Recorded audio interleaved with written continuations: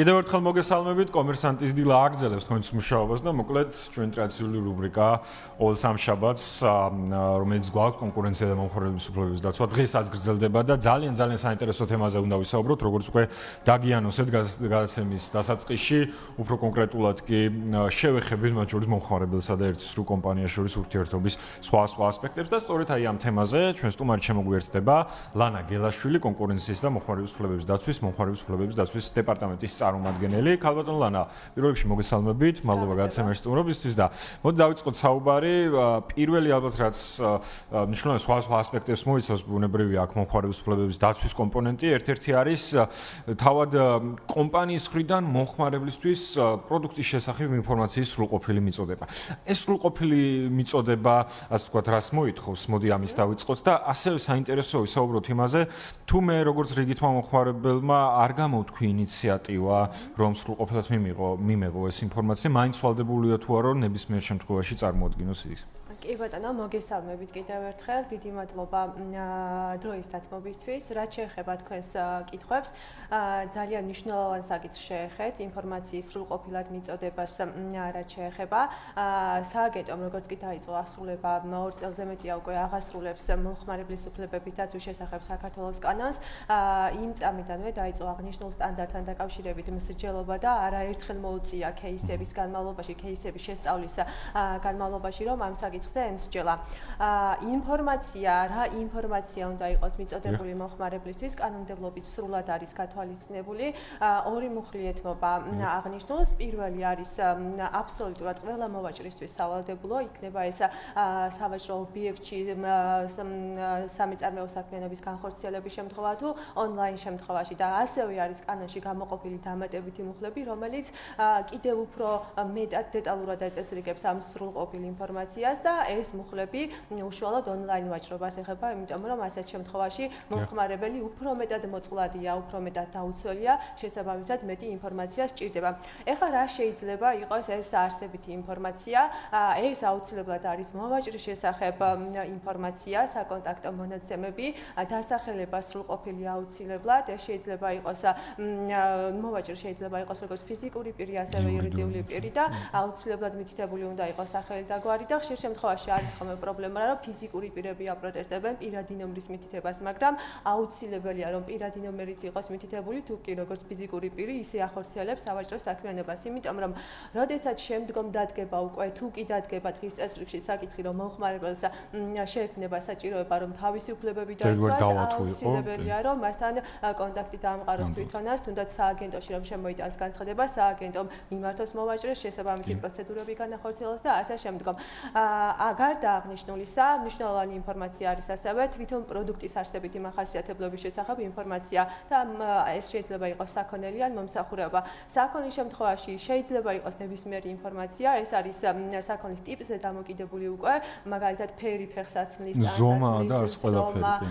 ხარისხი, მაგალითად ტყავი, როგორი ტყავია, მომსახურების შემთხვევაში, მაგალითად რა დეტალებს შეიცავს მომსახურება სრულყოფილად, რას ითვალისწინებს, შეიძლება მომსახურება იყოს ერთი სახის, მაგრამ პატარ-პატარა მომსახურებებისგან შედგებოდეს და ამის შესახებ ინფორმაცია მიაწოდეს და ეს ყველაფერი სრულყოფილად უნდა იყოს გაწერილი და ასევე მნიშვნელოვანია მითითებული იყოს თვითონ პრეტენზიის წარდგენის წესები, მაგალითად თუ კი მომხმარებელს გაუჩნდება რაიმე სახის პრეტენზია მოვაჭრესთან, პირველ რიგში რა თქმა უნდა მოვაჭრეს უნდა მიმართოს და სწორედ ამის წესები და ვადებიც გათვალისწინებული უნდა იყოს, როგორც სავაჭრო ობიექტზე ვაჭრობის შემთხვევაში, ასევე ონლაინ ვაჭრობის შემთხვევაში.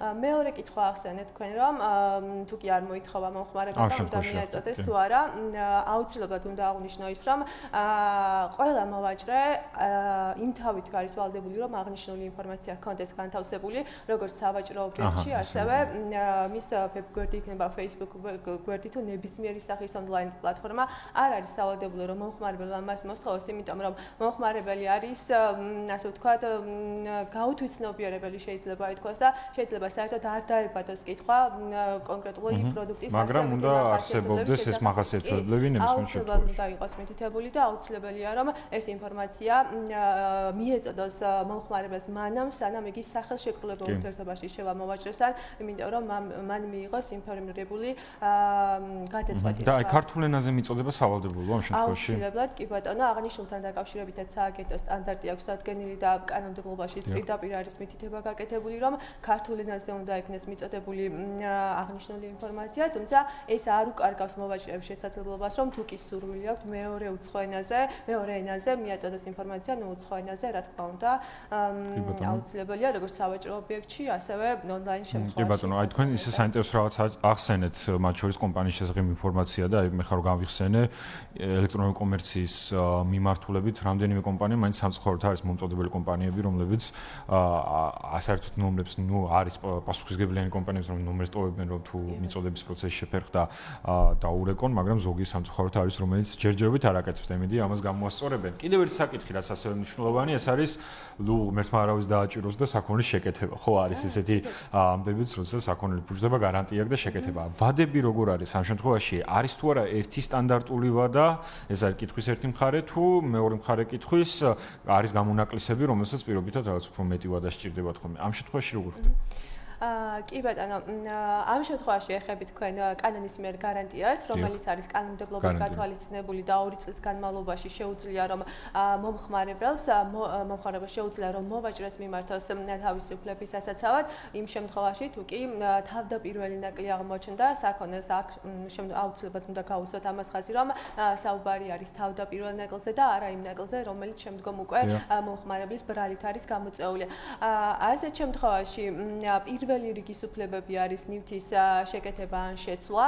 როდესაც შეკეთებას ეხება საქმე, სააგენტომ დაადგინა სტანდარტი, რომ 30 კალენდარული დღის ვადაში არის მოვაჭრე ვალდებული, რომ შეაკეთოს ნივთი. ძირითადად მომართვიანობა, რასაც ეხება ხოლმე, ეს არის ტექნიკასთან დაკავშირებული საკითხები, ну, რა თქმა უნდა, ტანსაცმელი და ესეთი საყოფაცხოვრო სხვა ნივთებთან დაკავშირებითაც არის მომართვიანობა, მაგრამ ძირითადად არის ტექნიკასთან დაკავშირებით. შესაბამისად, სააგენტომ განცხადებების და ფაქტობრივი გარემოებების ურთიერთშეჯერების საფუძველზე გაითვალისწინა როგორც მომხმარებლის ინტერესები, საუკეთესო ინტერესი, ასევე მოვაჭრის ინტერესებიც, რა თქმა უნდა, იმიტომ რომ მას ვალდებულება აქვს რომ ნივთი შეაკეთოს და ოპტიმალური ვადა აიღო და 30 კალენდარული დღე დაადგინა.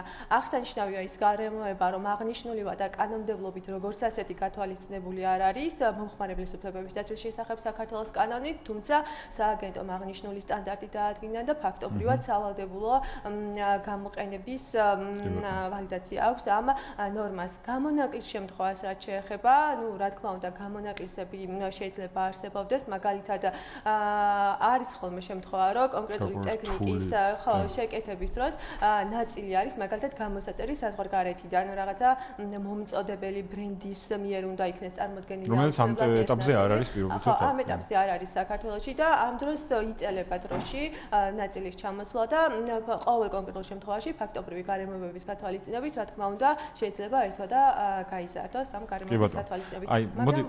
მაგრამ უსასრულოდ, რა თქმა უნდა, ეს არ უნდა გაიზარდოს და ამას კი მოვაჭრეები ბოროტად ვერ გამოიყენებენ, იმიტომ რომ თუ კი უსასრულოდ რაღაც გონივრულ ვადაზე უფრო მეტად გაიწელა, მერე უკვე შემდგომი უფლებას იყენებს სააგენტო, რომ დაავალდებულოს მოვაჭრე, რომ შეუცვალოს ნივთი ახლით ან ხელშეკრულებიდან გასვლა მოსთხოვას. კი ბატონო, მე ასევე მინდა ფასებზეც ვისაუბროთ, ну, მენიუში ფასების სრულყოფილი მითითება არის ერთ-ერთი კომპონენტი.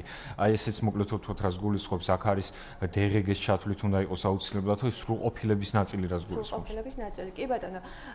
ფასის ჯამურად მითითების სტანდარტი სააგენტომ დაადგინა საკვებ ობიექტებში, მენიუში ფასის მითითების და საკითხის განხილვის დროს, მაგრამ აქვე აღნიშნა, რომ ფასის ჯამურად მითითების სტანდარტი ეხება აბსოლუტურად ყველა მოვაჭრეს არა მარტო საკვებ ობიექტებს. და რო განსაზღვროთ რა არის ჯამური ფასის მითითება, ეს კანონმდებლობითაც არის გათვალისწინებული, ეს არის გასაყიდი ფასის მითითება. გასაყიდი ფასი არის თვითონ პროდუქტის ფასი, მაგალითად, კერძი რამდენი ზღირს, ამას დამატებული DGG-ს რაოდენობა, საბოლოო ფასი და დამატებული სხვა მომსახურების ღირებულება. ანუ მოვაჭრეები, რესტორნები, მეწარმეები არიან და შეიძლება DGG-ს გარდა სხვა რაღაც მომსახურების ღირებულებაც ჰქონდეს და ეს ფასი, ყველანაირი ფასი ერთად უნდა იყოს გაერთიანებული და უნდა იყოს მითითებული, რომ რაღაც სალათი, მაგალითად, ღირს 30 ლარი და არავითარ შემთხვევაში მომხმარებელს საბოლოო ჯამში არ უნდა მოუწიოს ანგარიში, რომ ამ 30 ლარს უნდა დავუმატო DGG მომსახურების გადასახადი თუ სხვა რამ აუცილებლად. გონებაში კალკულაციას არ უნდა ახდენდეს და ერთ საკითხზე გავამახვილებ კიდე ყურადღებას, პრაქტიკაში იყო ხოლმე შემთხვევები, რომ მენიუში გასაყიდი ფასი იყო მითითებული, მაგალითად, სალათის 30 ლარი და ბოლოში იყო მითითებული, რომ DGG არ შედის, ან ემატება DGG 18% ხო სიტყვაზე. ესეც აუცილებლად არის დარღვევა, არ აქვს მნიშვნელობა გამოტანილი იქნება ცალკე მენიუში ესეთი მითითება თუ არა, მაინც არის დარღვევა, აუცილებელია რომ საბოლოო ფასი სრულყოფილად იყოს ერთიანი ფასი მითითებული მენიუში. კი ბატონო, ფასების ნაწილი ერთი და ასევე ფასდაკლებებზეც მინდა ვისაუბროთ. ნუ აქ არაერთ გზის გვისაუბრია ფასის მითითებაზე, ზოგადად სამი ფასის მითითებაზე, თუმცა მე მინდა უფრო გადავიდეთ ერთ მიმართულებაზე, რაც ნაკლები გვისაუბრია ამ ეთერში, ეს არის ყალბი ფასდაკლებები. აი, ყალბი ფასდაკლება არას გულისხმობს და მისი იდენტიფიცირება როგორ ხდება? კი ბატონო, ყალბი ფასდაკლება ეს არის უსამართლო კომერციული საქმიანობა, რომ შევთანხმდეთ სააგენტომ იმსჯელა აღნიშნულ საკითხთან დაკავშირებით.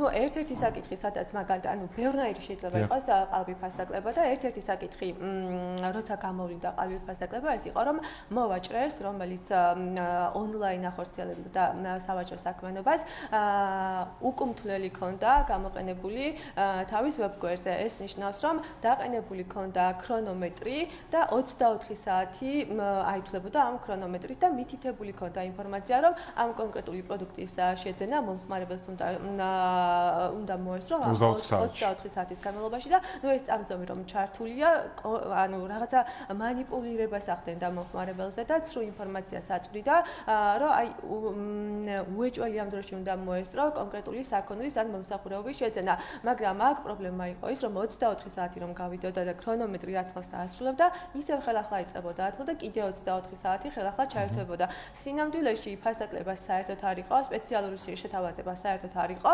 უბრალოდ მეგონი ვიცი რომ პლატფორმაზეც საუბრობთ. გამომიყენებია მისარგებლია მაგ პლატფორმის და მე არ გავხეულვარ სხვადასხვა, მაგრამ ჩემი ირგვლივ ძალიან ბევრი გავხეულა და გეთახმებით, ეხლა გასაგები უკვე ყალბი ფასდაკლება რას გულისხმობს და კი, ნამდვილად ისე არის იმ პლატფორმაზე კონკრეტულად გადათამაშებული ეს ფასები და ეს ბრჭყალებში ფასდაკლებებიც, რომ საერთო ჯამში მაგის გარეშეც რა თანხას გიждდებოდა ყიდვა, იგივე თანხას იხდი, რეალურად უბრალოდ ნამდვილად ეს მანიპულაციის ამბავია და ბოლოს რეკლამებზეც მინდა კითხოთ, ეს ძალიან მნიშვნელოვანია. ფასის მითითება აქაც სავალდებულოა რეკლამაში, მაგალითად კონკრეტული პროდუქტი რო ჩანს და აქ როგორ ფასს, აქაც სრულყოფილ ფასზე ვსაუბრობთ, აი ეს ორი მიმართულება. კი ბატონო, სრულყოფილ ფასზე ვსაუბრობთ აბსოლუტურად ყველგან, ყველა ვითარებაში და აი ძალიან საინტერესო კითხვა დასვით თქვენ რეკლამას რო შეეხეთ, რეკლამაში ფასის მითითებას და პასუხიც ძალიან საინტერესოა ამ შემთხვევაში, იმიტომ რომ როდესაც რეკლამაში ფასის მითითების სტანდარტებზე ვსაუბრობთ, აქ აუცილებლად უნდა გავმიჯნოთ ის საკითხი, რა შინაარსის არის და რა მიზანი აქვს რეკლამას. რეკლამას შეიძლება ქონდეს მიზანი, ესეთი რომ კონკრეტულად ბრენდი გააცნოს საზოგადოებას, კონკრეტული პროდუქციაზე, მომსახურებაზე რაღაცა ინფორმაცია მიაწოდოს, რომელიც ემსახურება უბრალოდ მომხმარებლის ინტერესის ფორმირებას და ჩამოყალიბებას და არავითარ შემთხვევაში პროდუქციის რეალიზება მიზანი არ არის. ასეთ შემთხვევაში, რა თქმა უნდა, სავალდებულო არ არის, რომ ფასი იყოს მითითებული, იმიტომ რომ მიზანი მხოლოდ საზოგადოების ინტერესის ფორმირებაა, თუმცა თუ კი რეკლამაში შემოდის რაიმე სახით ისეთი ელემენტი ფარულად, პირდაპირ, არაპირდაპირ, რომელიც მიმართული იქნება მომხმარებლის ინტერესის ისეთ ფორმირებაზე, რომელმაც შეიძლება გავლენა იქონიოს მომხმარებლის ეკონომიკაზე ეკონომიკურ ქცევაზე. შესაბამისად მოუწოდოს, რომ შეიძინოს კონკრეტული საქონელი მომსახურება, ან უბრალოდ სთავაზოდეს, რომ შეძენა უკვე შესაძლებელია მაგალითად და მხოლოდ ბრენდის გაცნობას არ ემსახურებოდეს ეს რეკლამა, ასეთ შემთხვევაში აუცილებლად მითითებული უნდა იყოს გასაყიდი ფასი, აუცილებლად სრულყოფილად უნდა იყოს მითითებული და იგივე სტანდარტი ვრცელდება ამ შემთხვევაშიც, რომ ყველანაირი ღირებულება ეს DGG იქნება და სხვა მომსახურება უნდა შედიოდეს მის ღირებულებაში. კი ბატონო და მათ შორის აი ონლაინ ვაჭრობაშიც ფასი ყველგან უნდა იყოს მითითებული. ეს პირადში მომწერეთ არ უნდა იყოს. არავითარ შემთხვევაში კი ბატონო, ონლაინ გაყიდვების შემთხვევაშიც ფასიც სრულყოფილად უნდა იყოს მითითებული, პროდუქციის აღწერაში რა თქმა უნდა და აქ ერთ მნიშვნელოვან საკითხს შევეხები.